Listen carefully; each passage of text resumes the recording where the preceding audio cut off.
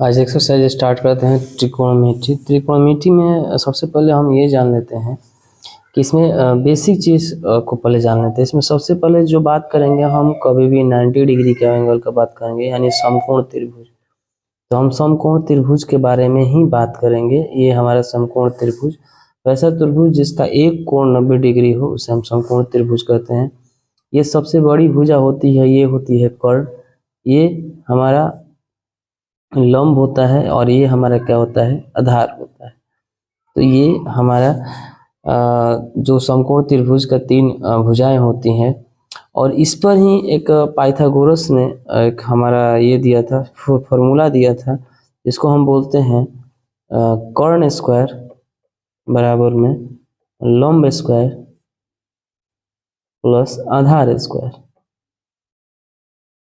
आधार square, इस formula को हम इस चैप्टर में बार बार यूज करेंगे। ये इसके बाद आते हैं तो हम बात कर लेते हैं। ये दो तरह के, इसमें जो हो बात करेगा थीटा के बारे में बात करेगा। ये हमारे दो ट्रायंगल होगा। तो कभी बोलेगा जैसे कि मान लीजिए ए बी सी, और इसको मान लेते हैं ए बी और सी। यहाँ पर 90 डिग्री का ही बात हो रहा है। तो हमें ये कभी कभी बोलेगा, क्या बोलेगा कि मान लीजिए कि एंगल हमारा ये थीटा ए है। अगर हम मान लीजिए कि थीटा हमारा ए है, तो ये जान लीजिए कि थीटा के सामने की भुजा हमारी क्या होती है, लंब होती है। थीटा के सामने की भुजा हमारी क्या होती है, वो लंब होती है। और जब हमारा ये लंब हुआ तो सबसे बड़ी भुजा एक हुई। सबसे बड़ी भुजा हमारे क्या हो गई, ये हमारी कर्ण हो गई। ये कभी बदलती नहीं है, इसमें भी ये कर्ण ही होगा। कर्ण ही है जो कभी बदलता नहीं है। तो थीटा के सामने की भुजा लंब हो गई, तो ये हमारा आधार हो गया। और कभी कभी हमारा ये पूछेगा कि ये अगर हमारा थीटा मान लीजिए सी है, तो सी के सामने की भुजा हमारा क्या हो जाएगी, लंब हो जाएगी, तो ये हमारा आधार हो जाएगा। यानी कि जो एंगल पूछे, जो भी कोण पूछे, उसके सामने की भुजा ही लंब होती है। तो इसमें अगर देखा जाए तो हमारा BC क्या हो जाएगा, लंब हो जाएगा। AB हमारा क्या हो जाएगा, आधार हो जाएगा। AB आधार हो जाएगा।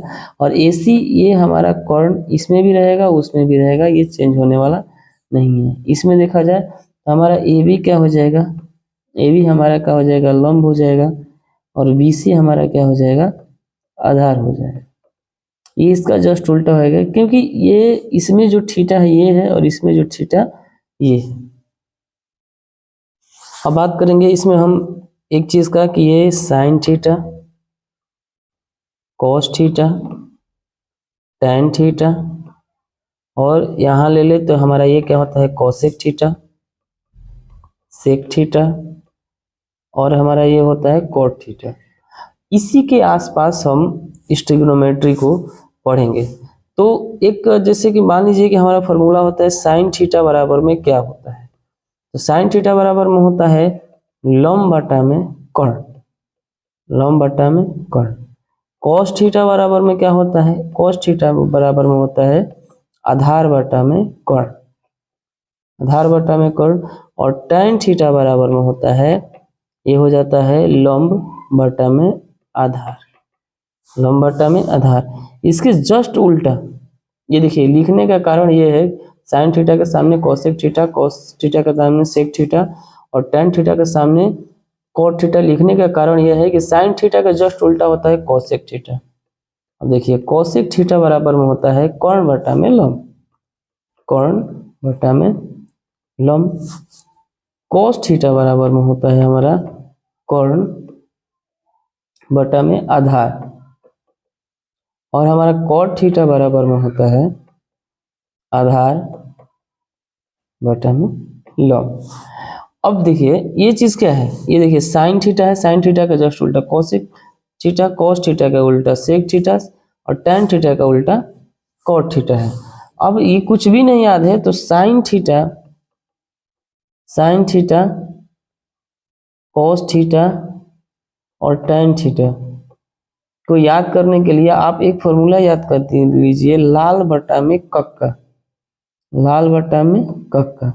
तो साइन थीटा का फॉर्मूला होता है लंब बटा में कोण, कॉस थीटा का फॉर्मूला होता है आधार बटा में कोण, और टैन थीटा का फॉर्मूला होता है लंब बटा में आधार। अब लंब बटा में आधार, जब ये तीनों याद रहेगा तो जस्ट उल्टा हमारा ये होता है कोसेक थीटा, कॉस थीटा और कॉट थीटा।